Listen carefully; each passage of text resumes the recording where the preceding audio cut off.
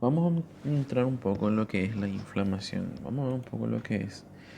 Bueno, la inflamación es la respuesta protectora en la que participan las células del huésped, participan los vasos sanguíneos, las proteínas y otros mediadores que van a ser, que tratan de eliminar la causa inicial de ese daño que ocurrió, ¿verdad? O esa lesión celular.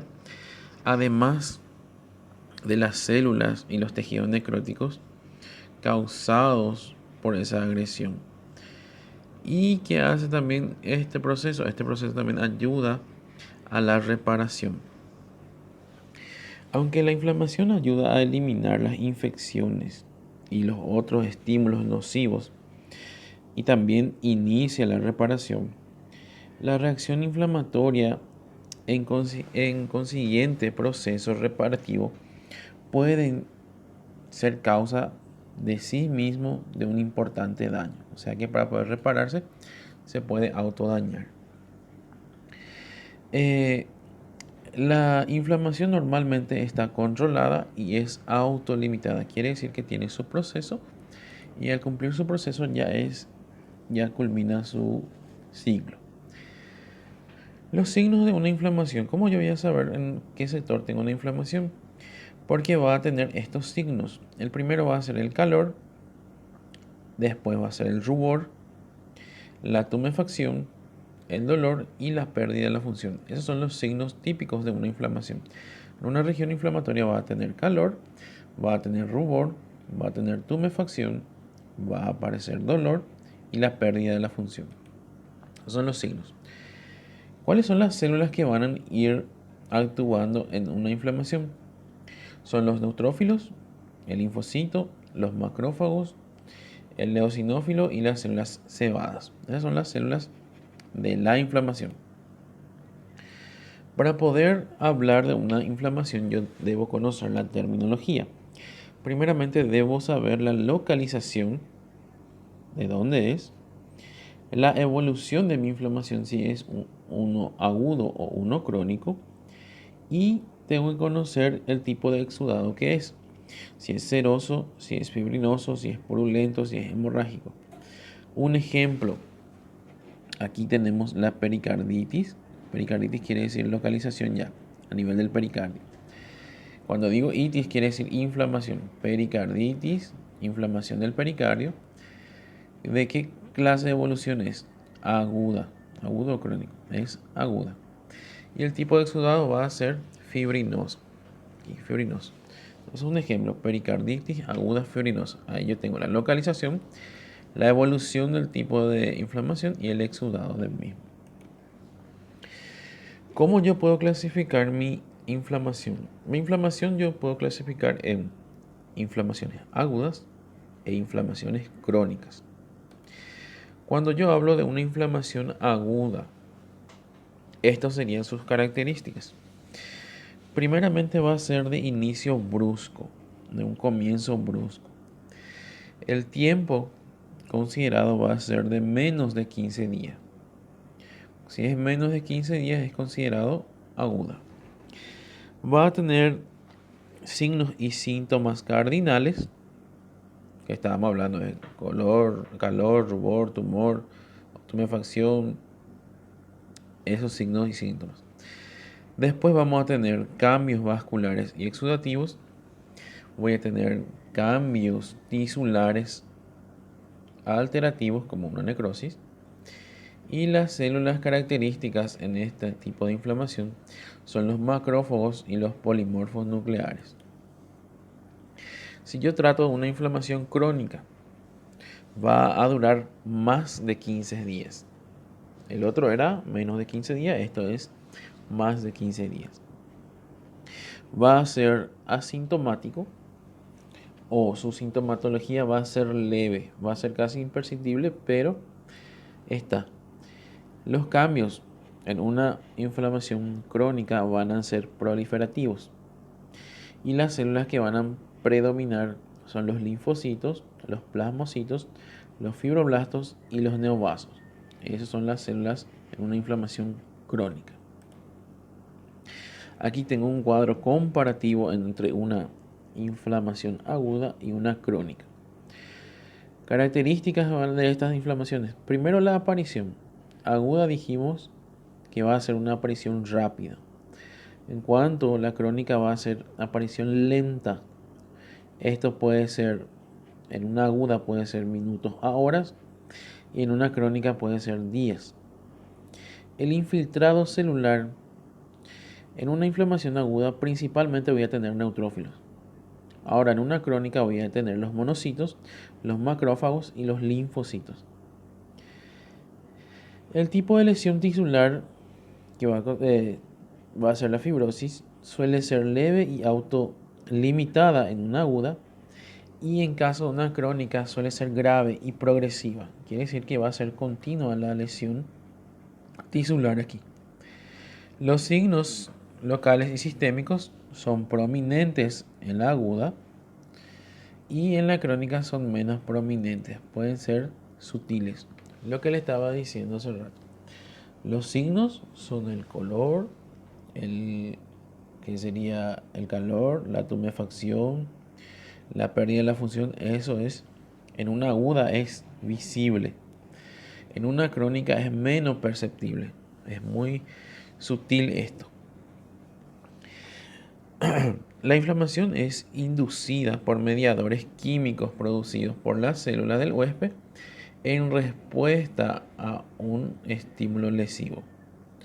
Entonces la inflamación se produce por inducción de mediadores químicos en las células del huésped que da a la respuesta a un estímulo lesivo, a un tipo de daño.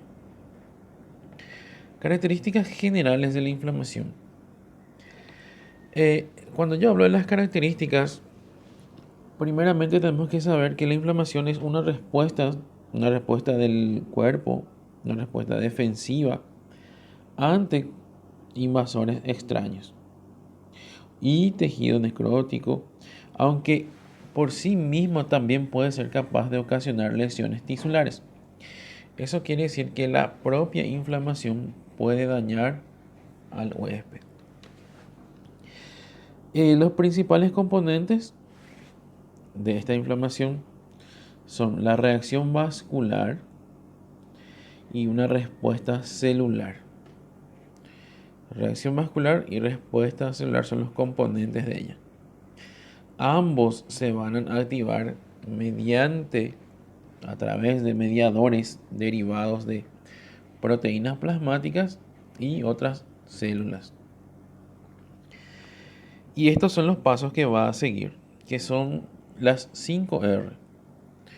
Los pasos de mi respuesta inmunitaria van a ser el reconocimiento del agente lesivo, reclutamiento de los leucocitos, la retirada del agente, la regulación o control de la respuesta y la resolución o reparación. Estos son los pasos que sigue mi inflamación ante un estímulo. ¿Cuáles son los estímulos que pueden darte una inflamación aguda? Primeramente pueden ser las infecciones. ¿De qué tipo? Puede ser una infección bacteriana a través de hongos, fúngicas, los virus o infecciones parasitarias. ¿Esto qué va a hacer? Estimula para tener una inflamación aguda. Otro tipo de estímulo son los traumatismos, son los accidentes o traumatismos. Además de eso, la necrosis tisular, las agresiones físicas y químicas, los cuerpos extraños y las reacciones inmunitarias, también llamadas reacciones de hipersensibilidad. Esto induce a una inflamación aguda.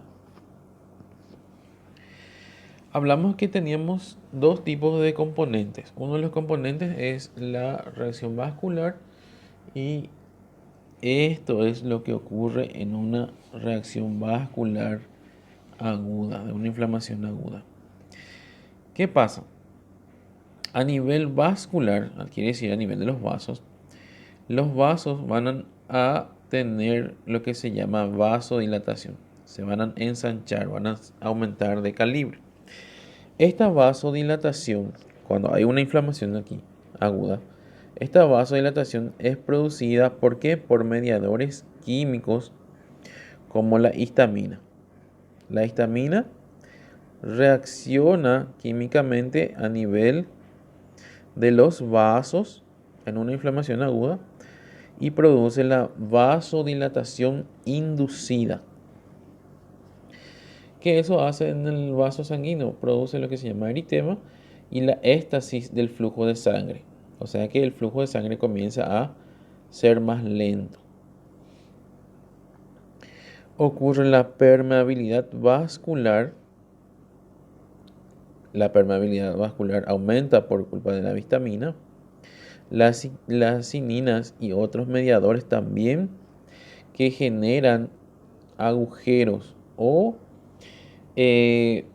canales entre las células endoteliales por la lesión endotelial y directa o mediada por leucocitos por el aumento de la salida de los líquidos a través del endotelio.